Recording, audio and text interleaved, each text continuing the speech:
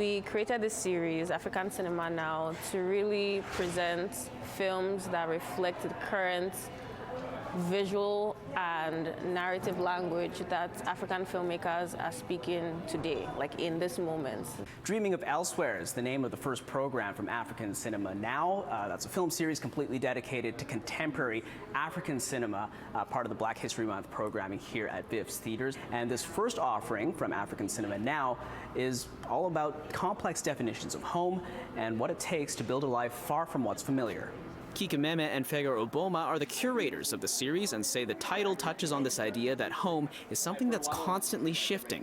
One of the bases of this entire series was me now here for about 2 years, really thinking about home all the time. It's like I think about going home, I think about being home, I think about the past, I think about if I want to be home in the future, and it's like never really feeling settled wherever you are. It's very fluid for especially people in the diaspora, specifically the African diaspora, or the Afro diaspora. And so it was like really interesting for us to make this, to think of this program right now when Canada is really facing many conversations around immigration and who belongs.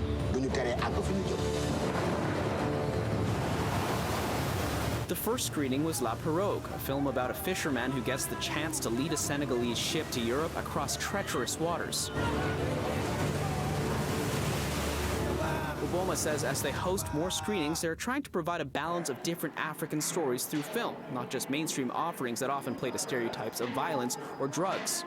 And we've surprisingly been able to find the most beautiful films that people have barely heard of. Like The Pirogue is such a great example that we were like, oh my gosh, how do you find this? How do you watch this, you know?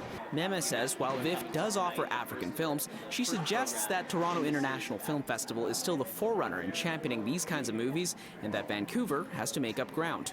I think Vancouver and Canada, they engage consciously with international cinema, but not just the same way they do with African cinema. So I think this series is here to fill that gap and to make people, think more, I guess, about what it is African cinema is and can be.